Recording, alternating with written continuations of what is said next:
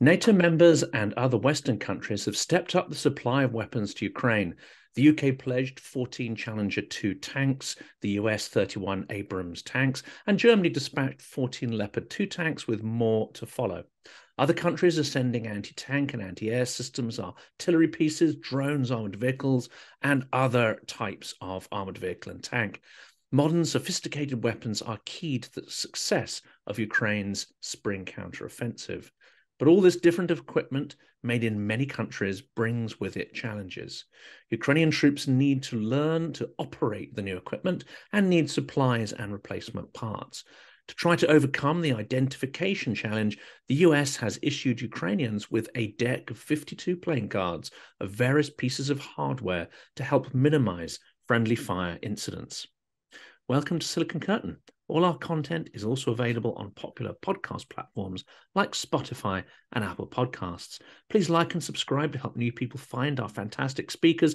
And of course, if you like the content we're producing, do please consider becoming a patron. Today, I'm speaking with Ryan McBeth for the second time, influential YouTuber, author, triathlete, Army veteran, and programmer. Ryan makes educational and OSINT videos that look at the war in Ukraine from a military perspective. Today, we'll be talking about the two sides' strategies in the war, tactics, equipment, morale and training, and of course, the most recent developments and the long-awaited spring offensive. Ryan, it's great to talk to you again. Well, thank you so much for inviting me. I really appreciate it.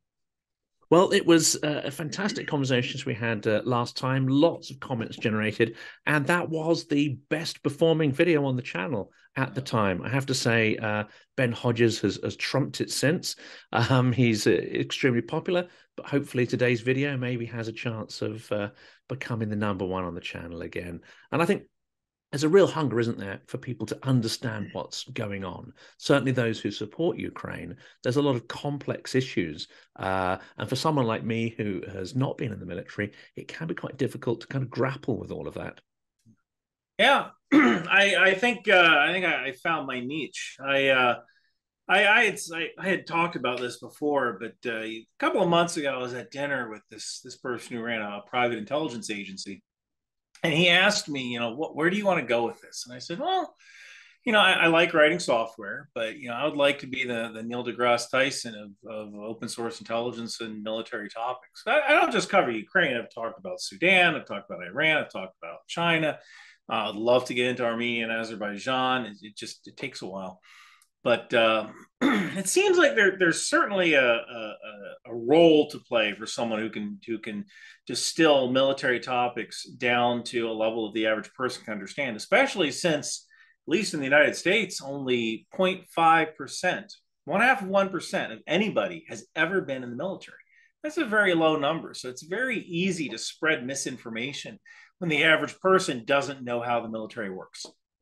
And of course, one of the things that always pops up on my, when I'm doom scrolling, you get military experts looking at movies and all the mistakes that get made in movies, especially kind of battle scenes.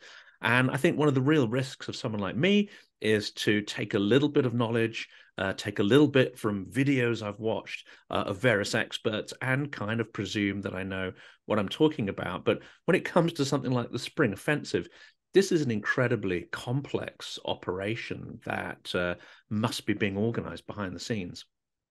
Oh yeah, it's assuming there will be a spring offensive, it's going to be tough, and you're going to be going against an adversary who has had time to prepare, and that's dangerous. And if that adversary, there's essentially three courses of action. If the adversary decides to stay and fight, there's going to be a lot of casualties on the side of the attacker. If the adversary fights and then tries to retreat, there'll be some casualties, or you might see the total collapse of the Russian army, which is possible. And there could be a mix of that as well, where in some places there's no collapse, in some places there is a collapse, in some places people decide to stay and fight. So we really don't know what's going to happen until it actually happens. And the Ukrainians themselves probably don't know. I mean, they'll be hoping that it'll be something like the Kharkiv offensive, where, of course, the Russian troops were caught by surprise. A very concentrated attack on the lines there meant that Russian forces retreated, abandoned a lot of equipment. One of the memes, and it's not just a meme, is that the biggest supplier of equipment to the Ukrainian army is, of course, the Russian army, and they must be hoping to have some kind of repeat of that again. I think that's the plan. That's the ideal. The difference, well, there's a couple of differences. The first is that there are these trench lines that are mined and they have to be defeated. There are ways of doing that. I mentioned the McLick, or the mine clearing line charge, which has been donated to Ukraine. That is a particularly good weapon for clearing minefields. It's essentially a rocket that's fired over the minefield. That rocket detonates. It clears a 100 by 8 meter section, and you can send troops through that breach. You do that in multiple locations across the line. Now you have multiple breaches. Now you've created multiple problems. Not a dilemma yet, but problems for your adversary to try to plug those holes and stop that breach. Another advantage is that Ukraine now has some Western equipment like the Bradley. Just today, I watched some footage of Bradleys rolling down a highway in Ukraine, and actually people were riding on top of the Bradley, which as an old NCO, as an old non-commissioned officer, that almost gave me a heart attack. I would have been yelling at people, like, why are you riding on top of that Bradley? But it's something that Ukrainian forces do because they're used to riding on top of BMPs, and they're afraid of landmines. Essentially, they've made a risk calculation. They've said, all right, well, riding on top of this vehicle is safer than riding inside of it. That would not fly in the American Army. Like there would be a lot of people lose their jobs if people rode on top of the vehicle. But one advantage of those Bradleys is that they have good ISR, intelligence, surveillance, reconnaissance tools, mainly thermal sights. And I have a feeling, I'm not sure since I saw people riding on these Bradleys, but I have a feeling that Ukraine is actually going to use the Bradleys as mobile artillery spotting vehicles, because they can use the Bradley's superior thermal systems to see where the bad guys are and then call in precision fires on those bad guys. So I think that might be a way they'll use them, or they might use them as regular infantry fighting vehicles, which in that case, superior ISR, again, works out in their favor, because those thermal sights can find the bad guys. They can take care of tanks with tow missiles, and they can take care of BMPs and BRDMs with their 25 millimeter cannons, and BTRs as well. It's more of an even match if we're going BMP versus Bradley, but the Bradley has a slight advantage when it comes to ISR, because it can see the adversary before the adversary can see them. If you can see the adversary first, you can hit the adversary first. And from what I understand, a lot of times Ukraine isn't directly engaging when they don't have to. I think that's one of the reasons we really haven't seen tank-on-tank battles, at least not like Battle of Kursk kind of armor, or Battle of 76 Easting, or armor battles. It's because when Ukraine sees enemy armor, they just stop what they're doing, call in artillery, and they let the artillery do the work. Why send a tank when you can send a bullet, right? And are they likely to continue that? I mean, with the Leopards they've got, there are many dozens from many different countries now being sent across. Are you likely to see that direct confrontation, or are they going to carry on being, I guess the word, economical with force, very cautious and careful, and using that sort of precision technique that you talked about? That's a good question. I think there's two possibilities. The first is that they keep all of the Western armor in one company or one battalion, and that's the thing that they use to smash through the enemy defenses, or at least after the breach is made, roll through the breach with Western armor and get in the rear lines and shoot everybody who isn't dressed like you. That's number one. The second thing they can do is they can split off those elements, and they have to split them off in twos, because really only a Leopard can recover another Leopard unless they have an armored recovery vehicle available. Only Leopard is going to be able to recover another Leopard. It's just too heavy to do anything else. So they could split them off in onesies and twosies and hook them up with the infantry and use the Leopard's superior ISR, the superior sensors, to find the bad guys and do it that way. I actually don't know which route they're going to go.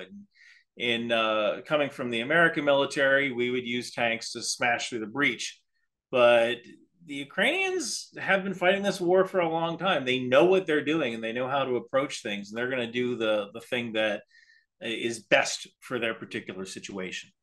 And Bakhmut is an interesting example, isn't it? Because supposedly they were given the advice not to hold on to Bakhmut, not to turn it into this attritional kind of meat grinder. I think the fear there was that the ratio of casualties on the Ukrainian side would fall to an unacceptable level from the reputedly sort of 6 to 10, or 6 or 10 to 1 that it had been before.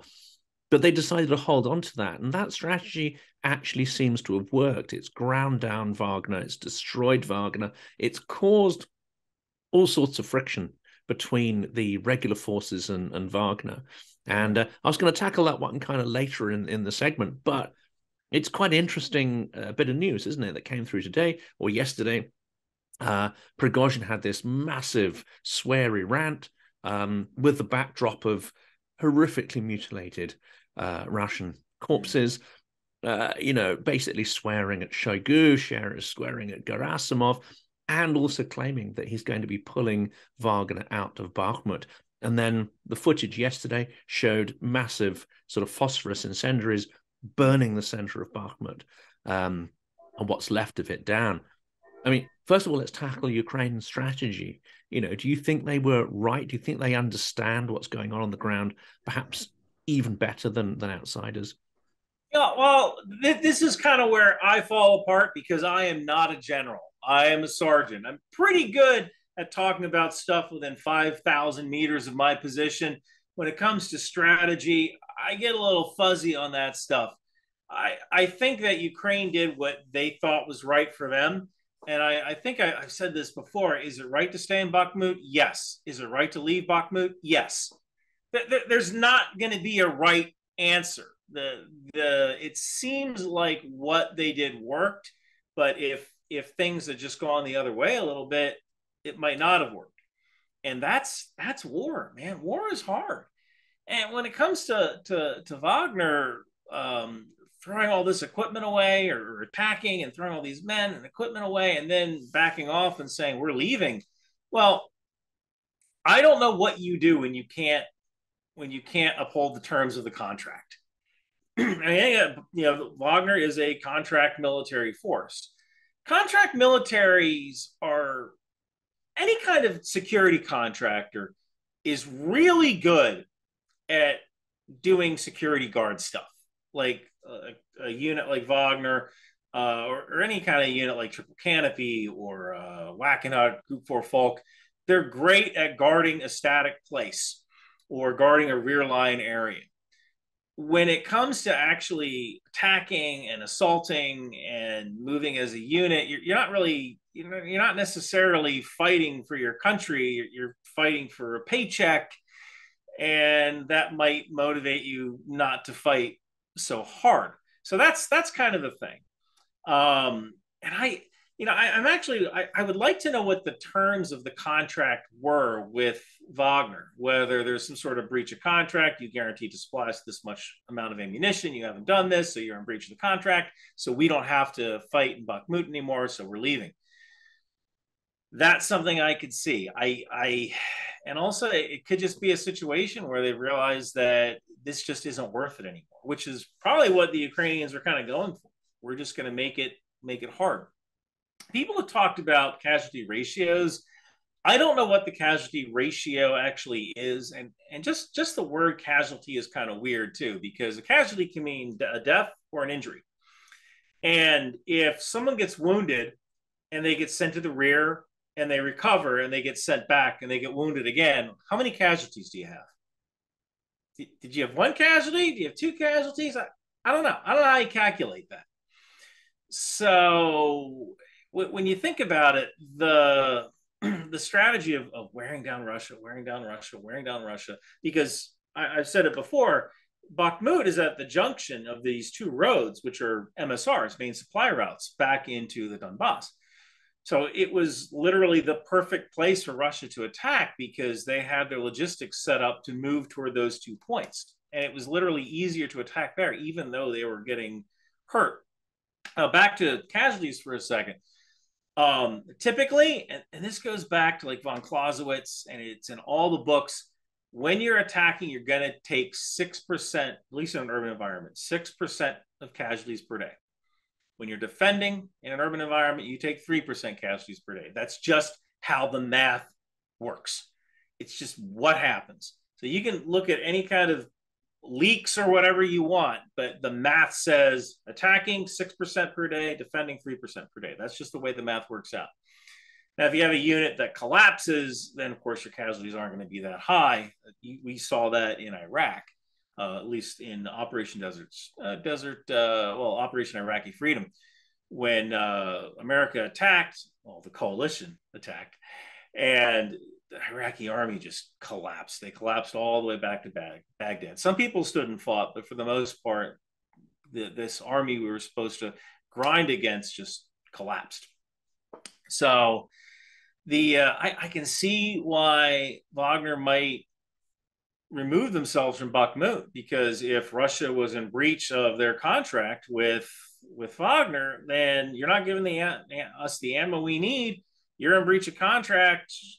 We're done. We're going to move someplace else or lick our wounds or retrain until we can come to an agreement on this contract. And something you said there, I think, is absolutely fascinating, because this has been mentioned by a number of Ukrainians I've spoken to, and that is ratios are, as you say, meaningless in the long term, because if you value life more, if you put a real emphasis on getting people frontline first aid and then getting them rapidly back to somewhere where they can actually be treated, and you put emphasis on those facilities being sort of competent, etc., it does seem that Ukrainians are exceptionally good at those sort of, let's say, sort of medical logistics. And from the videos we see, of course, it seems that the Russians do not have any value placed on individual life. We have heard anecdotally about people being sort of just abandoned in the fields, corpses and so on. So long term, that might be quite a significant difference there. The humane treatment of casualties on the Ukrainian side. Well, one of the things that Ukraine has is they have a lot of Western medical support. And actually looking at this particular war, the one big difference between the global war on terror and this current conflict is that during the global war on terror, we had safe areas. We had forward operating bases that were mostly safe from enemy attack. And if we could get a soldier who was wounded medevac back to one of those bases within 1 hour, called the golden hour, we can get those soldiers back to that base. They stand a very good chance of living through whatever injury they had. They might have amputation or be disfigured, but they stand a very good chance. And I think that this is a lesson for the next war, in the sense that there might not be any rear areas, or our adversary might not respect the Red Cross. We can't rely on the fact that medevac helicopters will have freedom to access wounded, whether they have a Red Cross or not. And radar can't see that you have a Red Cross.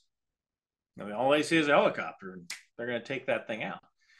So one of the things that we have to learn is that we're going to have to figure out how to do casualty care or combat tactical casualty care at the point where that soldier was injured. We're going to have to figure out how we can have whole blood refrigerated and ready to go for casualties that are close to the front lines. But to get back to what you said, I think that Ukraine has had a lot of Western help. There's the Global Medical Surgical Support Group. I wear their T-shirts sometimes. They've actually been very helpful in assisting with surgery in Ukraine and getting these people the supplies they need. I mean, I know that Russia has medical evacuation. It's really weird, because you very rarely ever see marked Russian ambulances. When you do, they're the Scooby vans, you know, the little Scooby vans. And I know that these vehicles exist because I've seen them mark them for sale to other countries. They're almost like Tigra trucks, Tigra MRAPs that have red crosses on them. So I know they exist, but you never see these vehicles. It is kind of weird. And I don't know if it's just the old Soviet mentality. I'm sure they do take care of their casualties, but they just might be given less preference than getting ammunition to the front. Although ideally, bring ammunition to the front, you bring the casualties back. So I don't know why that doesn't seem to be, why they don't seem to be practicing that at the scale to which they should be practicing that. I think there's even a word for it. There's cargo 200, which is wounded, and cargo 300, which is killed. I think, or is it? It's Gruz 200. Gruz 200 is the killed one. Yeah. So, um, yeah, that's and you saw that at the start of the war with more of an emphasis on the mobile incinerators, which were a pretty horrific kind of concept. You know, I actually I people had told me about that, and all right, so I don't know whether that was entirely true, and let me explain why. There's a part of me that wonders if those mobile incinerators were actually mobile bakeries, because, and I say this because one of the jobs in the Russian army is literally to be a baker. It's in the American army called MOS, or military occupational specialty. What I understand, Russia has a baker MOS, like you bake bread, that's your job. And granted, this is 30-year-old intelligence, but I spoke to Russian soldiers who were in Chechnya for a paper I did for the army.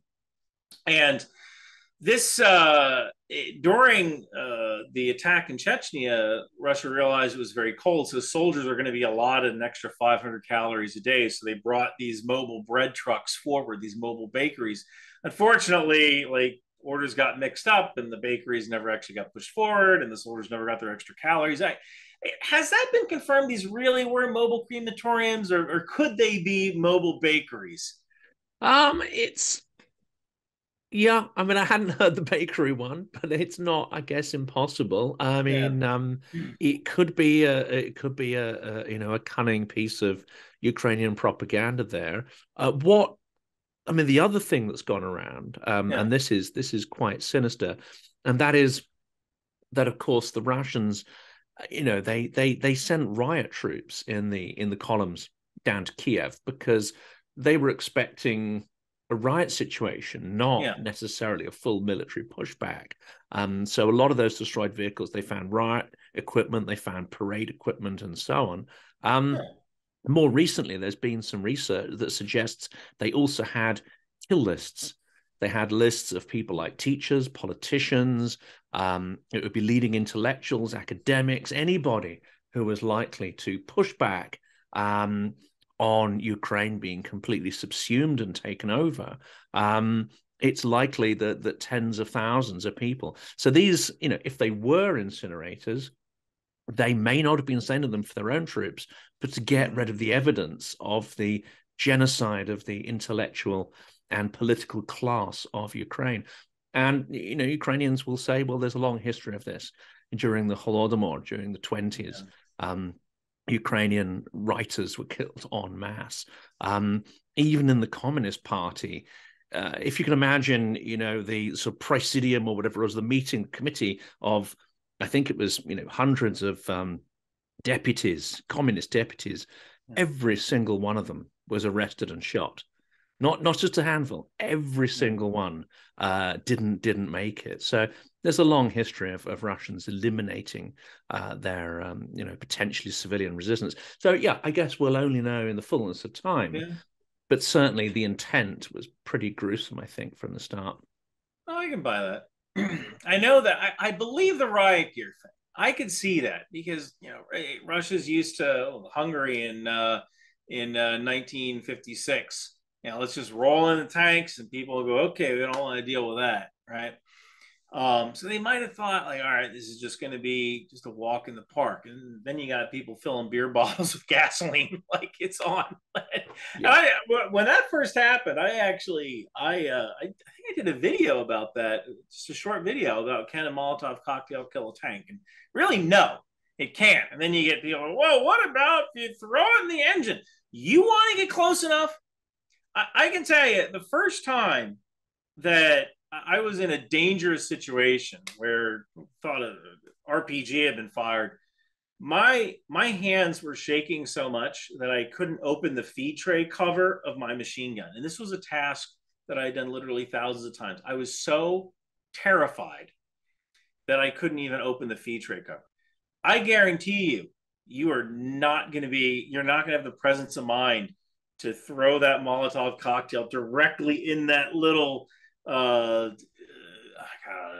18-inch, I don't know what that is in centimeters, 30 some centimeter hole that's the engine exhaust for a T-72. You're going to be scared out of your freaking mind. But the Ukrainians were making these Molotov cocktails like, bring it. You know? Now, one thing a Molotov cocktail can do is it can force the crew to button up. Like they close all their hatches. Once they close their hatches, their SA, their situational awareness is it's a lot more difficult to maintain situational awareness with the hatches closed. And then if you have additional weapons, you can use rockets or whatever to destroy a tank. But you got to get real close to that Molotov cocktail to work, and it's going to be absolutely terrifying. But these people were doing it. Yeah. They're taking beer bottles, putting gasoline in it, like, bring it.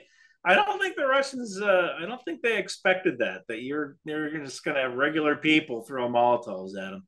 I mean, some of them might have thought they'd be met with sort of bread and flowers. Other might have expected, as you say, a bit of a riot, but not that sort of full-scale resistance. I mean, there's the real risk as well, of course, that if you get close enough in your car, all that tank has to do is change direction a little bit, and your car is mangled. And there are some videos actually of,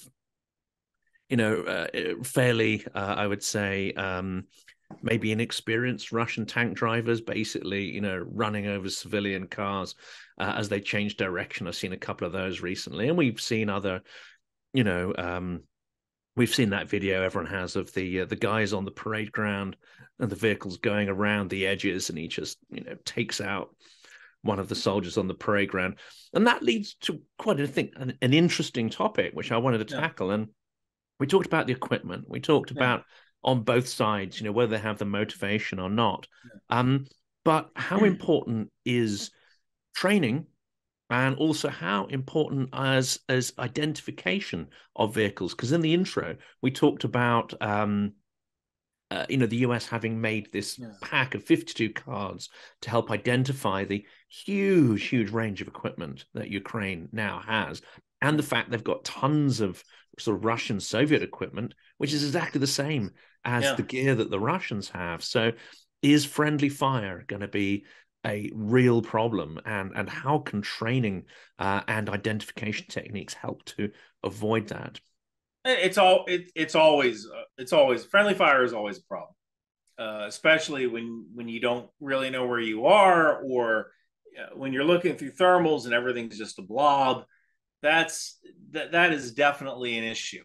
When it comes to training on the Russian side, I think that if Russia had a more professional army, things might have looked different. I think there would have been an insurgency that would have made Syria look like kindergarten. But I think that Russia might have gotten a lot further had their army been trained for an extra year, had their soldiers operated as a unit, and if they had a professional NCO corps, which is, it's something that not a lot of people touch on.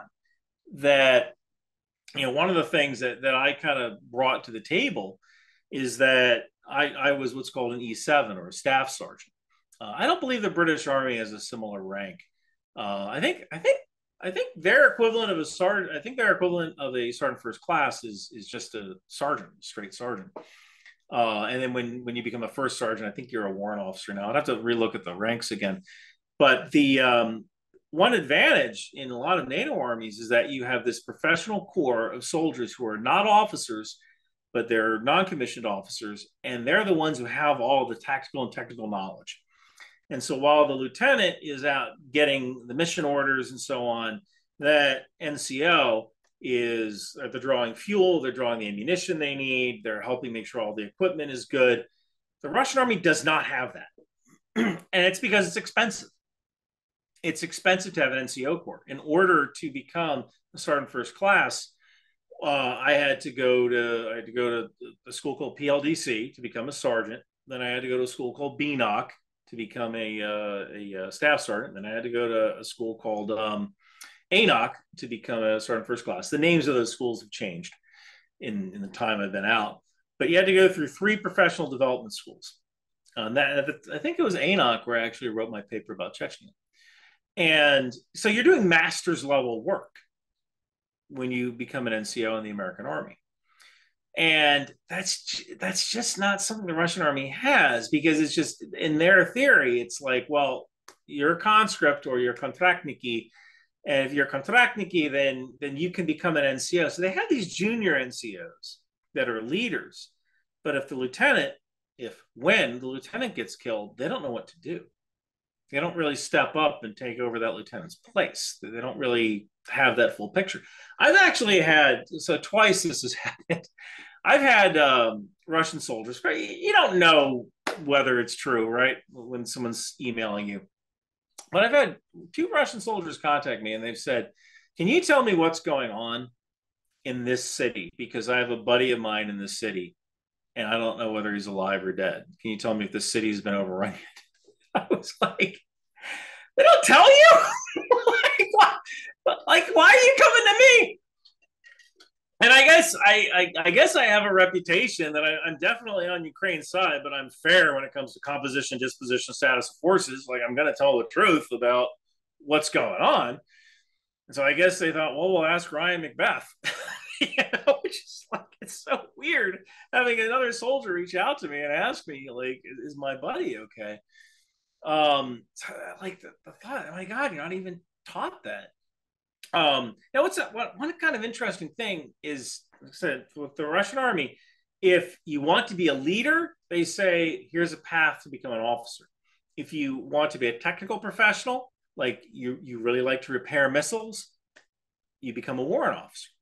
And those are kind of the 2 paths. But that mid-level, I call it the drive-through manager at Burger King. Do you have drive-throughs in Great Britain? I don't know if we do. Yeah, all right. That was the first thing that opened. I thought everybody took the train everywhere, or I mean, you couldn't sit down, but you could drive through. When the COVID restrictions were being lifted. All right. Goodness for those, yeah. So I've often said, like, that staff sergeant, those mid-level NCOs, we are the Burger King drive-through managers. If the store manager has to leave, we can manage the store, we can close up the store, but we mainly handle the drive-through. And that's just not something that the Russian army has. And so that mid-level leadership that can teach younger soldiers, pass on information, and there's this informal chain of command system. I might know a guy in another company who's a staff sergeant. He once did a class on the javelin, and I'm like, man, I don't know the javelin that well, but I'm going to ask this sergeant, and he'll come over, he'll teach the class. So those subject matter experts don't really exist in the Russian army, and that's a big problem. It's a huge problem, because that information dies when a person gets killed. That knowledge just goes away. There's no way to pass it on. Mm-hmm. You had asked another question, which I had gotten on vehicle identification. So there's definitely there's always going to be friendly fire, because when you're panicked and you're looking through night vision, everything looks like a blob. It's shooting at me. I'm going to shoot at it, right? I don't necessarily see. So America likes printing out decks of cards. That's just a thing we do for some reason. And it's probably because there's a game that soldiers like to play in the American Army. It's called Spades. And a lot of people think, if you're in Hollywood, you think soldiers play poker. We don't play poker because you need money to play poker. But you can play spades essentially forever, without betting money on it. And there are some guys you meet, they're the fastest spades in the West. The ramp of the vehicle is coming down, and the guys already have the spades table out, and they're dealing, So the American Army just loves making playing cards. So I think that the average Ukrainian, they probably know what a Leopard looks like, or a Chieftain, or a Challenger, or an M1 tank. But they also know, well, that's not Soviet era stuff, so it must be NATO stuff. So we're not going to shoot at that. So I don't know if identification is that big of a deal, but there's probably just some guy in TRADOC, the Trading and Doctrine Command, down at Fort Eustis, who was like, let's make playing cards for the Ukrainians. And then he gets a bullet point in his OER, his officer review, made playing cards for Ukrainian Army. Good job. I'm sure the Ukrainians are like, well, you can use this to start a fire. Come on. Like that's really useful. Like, oh, look, the Americans, they sent us fire starters along with our equipment. Oh, how nice of you guys for that. So I don't know whether vehicle identification is really going to be a thing or not. I also don't know if, would be probably pretty useful is playing cards with the thermal signatures of those vehicles. That would be kind of useful because different vehicles, they heat up in different ways: road wheels, engine position, exhaust. Like, that's T-72. The exhaust is coming out of that side. It's that big. That's T-72. Where you look at the road wheels. All right, there's 4 road wheels and 1 gap. All right, that's a T-55. I think hopefully the tankies won't jump on me for that one. I'm trying to remember this stuff on the fly. But and then you can have a version which has cheap imitation Chinese tires, which the Russian military use. Maybe they heat up differently. That was a for want of a nail kind of thing right there, right? The cheap Chinese tires, but also the cheap Chinese tires might have been perfectly fine if they just moved them once in a while. Yeah, fitted them, moved them, maintained them. I mean, that's another interesting point, I think, isn't it? I mean, it was certainly to finish the playing card bit. Yeah. I mean, it's a nice bit of PR and it's a nice bit of morale boost, and that's probably the purpose of it. But it raises an interesting question, doesn't it? And this comes also back to the idea of having an NCO class. And I think a lot of people don't realize the purpose of the Russian army in peacetime. And okay, they're almost always at war, but not the full-scale kind of war that we're seeing at the moment. And the purpose of the Russian army in peacetime is to firstly look good on the annual parades. Victory Day, Red Square, it's got to look scary, it's got to look impressive. I mean, that's number one, is to please the higher ups.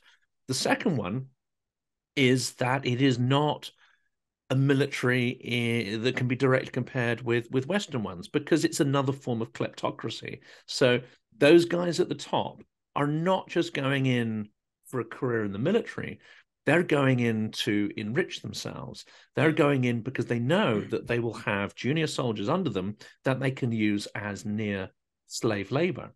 And if they're, slightly sadistic, they also know there are people they can torment and torture and beat up and, fulfill those, needs too.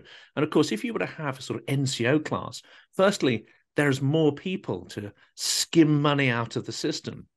But secondly, maybe that class of NCO might actually not want this kind of fleecing going on. It might bring a level of professionalism. So I think we kind of forget, we look at the Russian military and think they serve the same purpose as, say, the US Army. And I don't think that's necessarily historically the case. That could be the case. I think that the theory, or the reason the Russian Army is the way it is that it's cheap. It's cheaper to operate with a pool of conscripts. I believe now the term of conscription is 1 year. I believe it was 2 years. Now it's 1 year. So I think the idea was that we'll conscript people, and Russia doesn't really have a reserve system like the British Army Reserves or the American Army Reserves or National Guard. Their reserve system is more like everyone who's a conscript, poof, now you're a reservist until I think age 55, you can be called back. And the idea was that let's churn through as many conscripts as possible. And then there's this base of people who at least know how to use a rifle when they're called back. I think one of the reasons why you saw people who were sent to the front lines and they've never even fired a rifle was that their record keeping system wasn't that good. So from what I understand, you can get a deferment. So a lot of people, when they get that draft notice, they try to figure out how do I get out of this draft, right? Because you do not want to be drafted in. And maybe some people, they get that draft notice immediately. They go to the recruiter like, I want to contract with you right now. That way, at least they get some control over their destiny. But with the with this with the draft, what you're getting is this pool of people that can be quickly called upon. However, since their records weren't correct, there were a lot of people who had deferments because they were in college. There was a deferment because this happened, a medical deferment, and another deferment. But their computer system just said, "Oh, this person was conscripted," and they were conscripted. They just never went to training. So you have people who are pulled out. They're 30 years old. They're pulled out, and they're like, "Hey, all right, you got to do your service now. You got to go." Like, wait a minute, but I've never even been trained. It's because their system doesn't have a separate classification for somebody who was deferred and didn't actually go to training. I think that's how you wound up with that. And I know, at least at first, Russia was having a heck of a time just providing for this influx of soldiers. And the American army had a hard time with it too during after the terrorist attacks, when all of a sudden we had these National Guard bases that were decrepit. Like they were falling apart because we never really gave them a lot of money and a lot of missions. And all of a sudden, you have this influx of soldiers who's getting trained up to go to Afghanistan and later Iraq. And we got to feed these people. We got to clothe these people. We got to provide good housing. So there's people staying in like World War II era barracks. I think you saw that in Russia with people sleeping on the ground. Like we don't have housing for these people. What do we do? Now that's where an NCO Corps would have said, all right, let's go find some tents. People like me would go out and steal them, and like put them up. I was a scrounger. I 100% admit I was a thief. I wasn't a thief in the sense of like I was stealing for pleasure, profit, or personal safety. But if my platoon needed toilet paper, believe me, I'm going to acquire some toilet paper one way or the other. That's a bit like some of those scenes in, I think it's All Quiet on the Western Front, one of those old First World War ones where they need to go out and steal some food or whatever to keep going. I mean, you do what you have to do. And listening to some of the interviews of the Foreign Legion, as it were, who volunteered in Ukraine, they were at the sort of back of the queue for equipment. And you have similar stories, just having to scrounge and steal and find stuff and, beg and actually start crowdsourcing that stuff back home for equipment. It's hard. I'm actually, so on May 20th, I'm actually flying down to Texas for there's a cocktail party that Ultra is holding. Ultra is the Ukraine logistics, I can't remember the whole acronym, but Ultra essentially is the part of the Ukrainian Freedom Fund, and they provide the logistics for volunteers from America who are going over to Ukraine, because you have to bring all your own stuff. And like when I deployed to Iraq, when I deployed to Egypt, we had an entire logistical arm that took care of the travel arrangements, the food, where were you going to stay, how we get from the airport to the front lines or whatever. And you go to CIF, the central issuing facility, they're issuing you so much stuff. They put it in a big duffel bag. You have all this stuff. Well, for volunteers, they have to bring all their own equipment and they have to coordinate all their own travel. Well, Ultra is doing that. And what's funny is I've had people say, like, you're telling the Russians you're going to be in Dallas, Texas? Let me tell you something about Texas, son. This ain't Paris. The Russians want to do something to me in Texas. They better bring a tank because it's Texas is an open carry state, and they sure as heck love to do that there.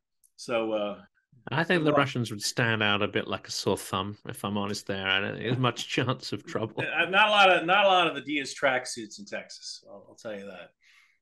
Well, going back to the training topic, and what we've seen is largely an attritional war. We've seen a very 20th century war with a bit of 21st century tech, with the drones and so on, but largely it's been about artillery. It's been about sort of trenches, slow moving front lines. That's the picture over, apart from a few little punctuated periods of movement that reminiscent of the Second World War, Kharkiv, Kherson. It's all been pretty sort of First World War kind of stuff. For this spring offensive, what are the Ukrainians going to have to do to change that?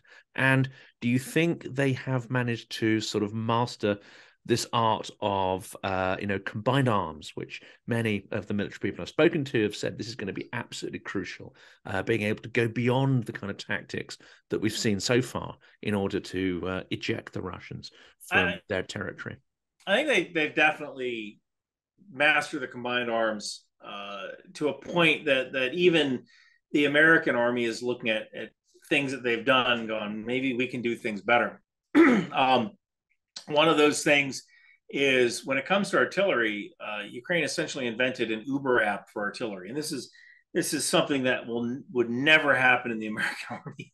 But the Ukrainians have an app where they encounter an enemy strong point, and they say, "I need artillery at this location.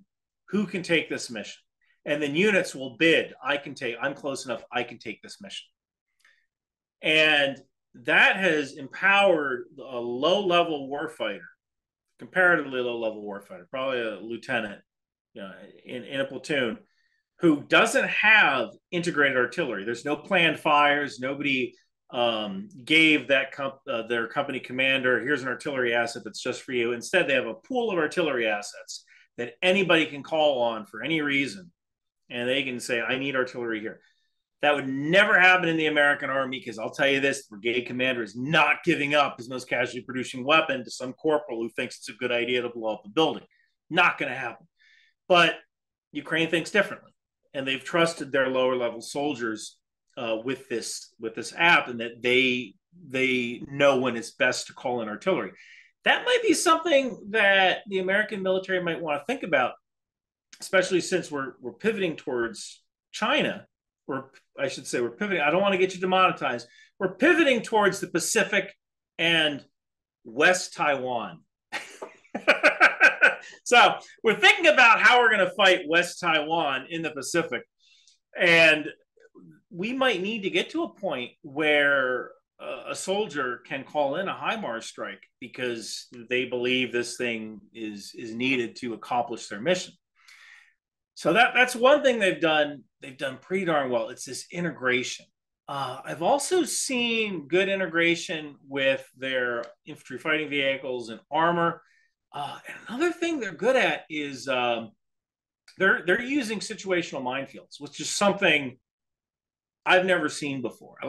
So situational minefields it's kind of like it's kind of like a Chief Warrant Officer 5. It's like, they exist, but you've never actually seen one.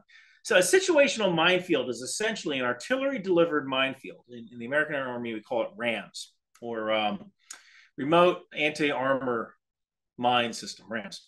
So these minefields are laid by 155 howitzer shells that have 9 anti-tank landmines in them. And depending on how you detonate them, they either create a minefield 200 by 200 meters in length or 400 by 400 meters in length. And what Ukraine has done is normally people use minefields as protective minefields. They'll create a minefield so that the enemy doesn't attack their position, or they'll create a minefield to delay, disrupt, or channelize the adversary. Like you might put a minefield on your flank, you don't have enough troops to look at your flank. So you keep an observation post on your flank overwatching the minefield. If the enemy tries to flank you, they run into the minefield. That gives you enough time to move your troops. Well, Ukraine has used these situational minefields, which it's bonkers. I've never seen it before, because if they notice the Russians attacking, they'll fire mines directly into their axis of attack or on the flanks of their axis of attack. And it bothers me when I talk about it. I mean, I'm 100% on the side of Ukraine, but I think of those poor freaking kids who are just going right into the minefield again. And you'd think like the next vehicle would go, maybe I shouldn't go this way, but they go that way anyway, and boom, and now they're dead. And that, oh my God, it's so fun. It's good that Ukraine has these munitions. Absolutely. And I've said this before, if you're in my way of going home and it's between You and me, more than likely, it's going to be you. For some reason, Russia just hasn't. They haven't figured out how to deal with these situational minefields, and they're rushing into minefields again and again, and they're getting blown up. And that's got to be a training thing, or I don't know. I don't know. And I already know, or at least I'm pretty darn sure, that when Ukraine breaches through these trenches, one of the things they're going to do is they're going to put situational minefields on the flanks. So when Russia tries to reinforce, they're going to run right into those situational minefields. And I got this feeling they're just going to keep doing it. And it's horrible. It's great that Ukraine has these weapon systems. I'm sorry if I sound so sympathetic, but I mean, you're talking to a guy who's picked up burned body parts off the ground, so I might have a little bit of a different view, than people who just played Call of Duty, But man, that is one thing that Ukraine has figured out. It's how to employ these situational minefields, and they do work well in combined arms. It's actually very impressive what they've done, and there's a lot that the West can learn for a future conflict from what's been going on there. And this is an absolutely fascinating point you make there about the Russians learning. I mean, one of the fears was that because the war is dragging on for such a considerable amount of time, the Russians would really start to learn. They would start to, pass those techniques down through, and the so-called ratios would start to go in, not in Ukraine's favor. But the sort of hierarchy that we see in the Russian army, which ought to make it easier to pass those kind of learnings down, seem to be undermined by the sort of competition that you have between Wagner, the regular forces, and even within the regular forces, contempt, not just for the individuals lower down, but also one gets the impression there's probably quite a lot of competition between the higher-ups as well. I mean, does this sort of disjointedness prevent them from actually learning these lessons that you've been talking about?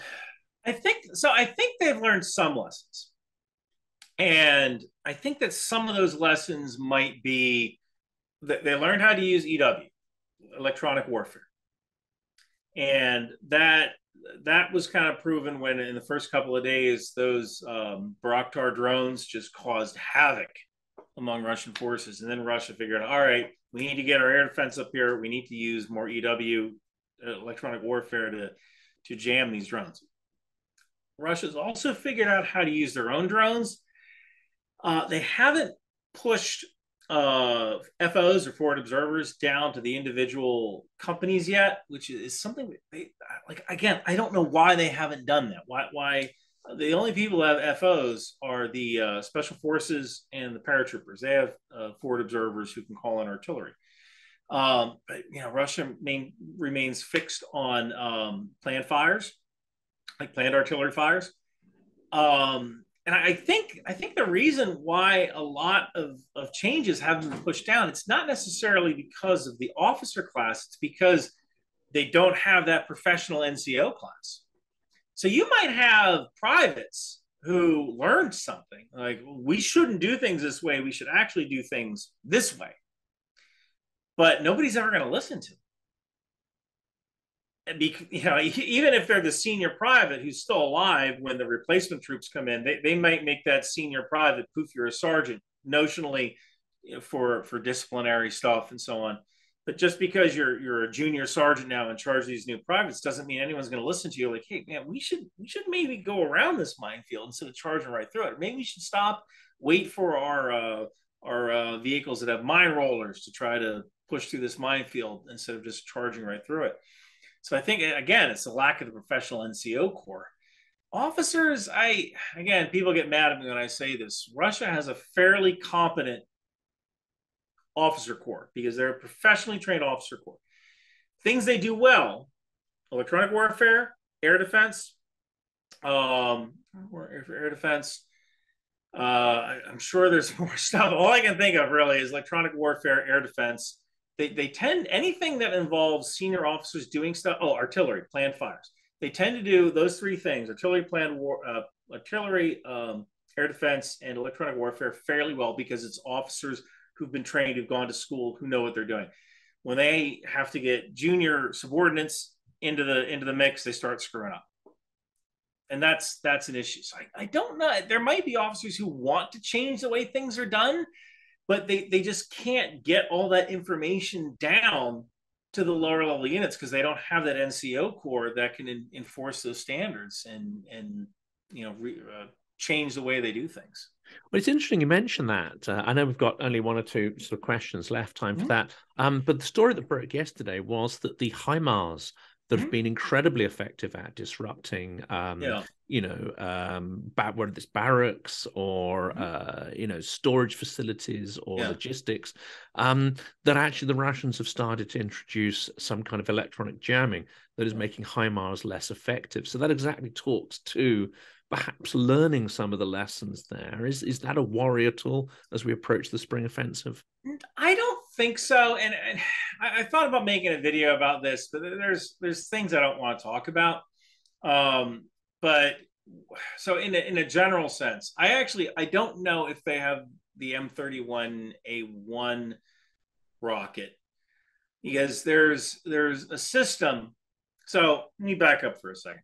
So jamming, when you jam enemy defenses, or when you jam enemy radar or voice communications or GPS, essentially imagine you're in a crowded room and you're trying to listen to somebody, but everybody is speaking louder and so you can't quite hear it. That's essentially jamming. You're just putting out more electronic noise and the receiver can't get the intended message. So the way HIMARS works is that it gets its own GPS location. And from that, you download this information to the missiles. This is where you're going. You do a bunch of stuff and you launch the missiles. Now, the missiles can be GPS guided, but they also have internal guidance. And I'm not going to talk about that. But the internal guidance should be fairly accurate. So Russia can jam GPS all they want, but the internal guidance inside the M31A1 should be able to, you want to jam GPS, knock yourself out. I've got internal guidance that knows where I'm supposed to go anyway. So there's that. Now, if it's jamming the GPS signals of the HIMARS launcher, that could probably be a problem. But if you're 40 miles or whatever that is in kilometers, 61 kilometers back from the Russian EW, and EW is electronic warfare. Those are expensive systems. So you're not going to put them on the front line directly. You're going to have them back and you're covering certain areas. So it might be difficult to jam something that's like beyond the curvature of the earth, and I don't know if you could jam a GPS signal from that far away. So even if you could, if the launcher system knows, okay, I am here, and you have alternate ways of saying, okay, I am here, and you're letting the launcher system know this is my location, definitely you're firing in a degraded condition. I think it just might take you longer to actually perform that fire mission. But I'm not going to say that Russia jamming GPS signals, if they're jamming GPS signals at the target, that could be an issue, but the internal guidance system should take over and still be able to be fairly accurate. But I don't want to get too deep into the capabilities of those systems. I think the last question, really, I mean, we've talked a lot about the kind of challenges of the huge range of equipment, the training and so on. In total, it sounds like, you're pretty optimistic about the Ukrainians' capability to use the equipment that's being given them. Whether that spring offensive, is a big bang kind of thing, or whether it actually rolls out over many months, we don't know. We do know Ukraine is going to be economical with the force. It's not going to fritter away its equipment and troops. They're going to think very carefully about that. Overall, do you think there's a chance Ukraine could sort of wrap this up and defeat Russia this year? Or is this likely to drag on? Or is that really just in the lap of the gods at this point? I don't think they have a choice. I think that they have 3 to 9 months to make the kind of breakthrough or regain territory that gets them to the peace table from a position of strength. NATO is not going to keep giving them weapons forever. Now, if they stay where they are in those trench lines, that's going to be an issue. And NATO's going to say, you know what, guys, you can't do this. So not to offend my British brothers in any way, but we needed Saratoga to get the French in on our side to defeat the British. Ukraine needs a Yorktown. Ukraine needs a Yorktown.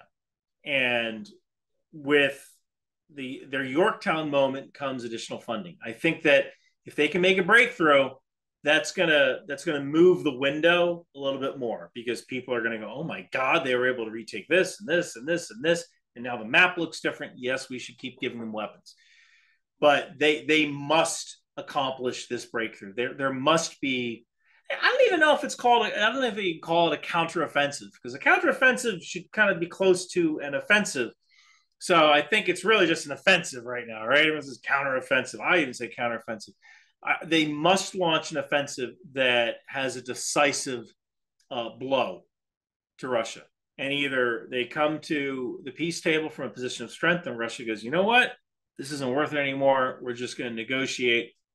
And then I think in that case, what I see are peacekeepers in Crimea and peacekeepers in the Donbass for the next 30 years, just like we have in Sinai. And I believe still in Kosovo, we still have peacekeepers. So I see a situation like that. Or a situation where they break through and it buys them another 6 to 9 months, and they get more NATO weapons for the next 6 to 9 months, and then they go and they finish the fight. But what I don't see is 1 million more Russian troops. Now, the bad thing is I don't see 1 million more Ukrainian troops either. So they've got to, they have this 6 to 9 month window to finish the fight, or to at least prove that they can create a decisive victory, a decisive Yorktown type victory. No offense to my British brothers and sisters over there on the island. We've been allies for longer than we've been enemies. No offense taken there. I think it's a very useful historical analogy of how you can turn it around and get your own way. And I think, we are rooting for the Ukrainians. We don't necessarily want Russia to descend into civil war and collapse completely. Well, a lot of Ukrainians want that, but essentially, pushing Russia out, then leaving them to deal with their own problems, which they're going to have to do eventually, I think is going to be the sort of sweet spot we're all hoping for there. And they may not be able to fully take Crimea, but if they can put siege to it and make it untenable and uneconomic for the Russians, then, as you say, that is a strong negotiating position to be in. Yeah. Crimea is that's a tough one, because that's the size of the American state of Massachusetts. I don't know, it's like Wales or something to you guys. Like, it's really big. It's big. And then you got to do a water crossing. And, oh, man, water crossings are tough. And it's not just a small water crossing. That's a big water crossing. So I think if Russian forces collapse, like they just start to collapse and collapse and collapse, Crimea might be on the table. At least some parts of Crimea. That might be on the table. And if they can get within HIMARS strike of the Kerch Strait Bridge, that's a big problem right there. That's not a problem for Russia. That's a dilemma. Who do you reinforce? Do you reinforce the eastern side? Do you reinforce Crimea by boat? What do you do? And then you're probably dealing with refugees trying to get out of Crimea. That's a tough one.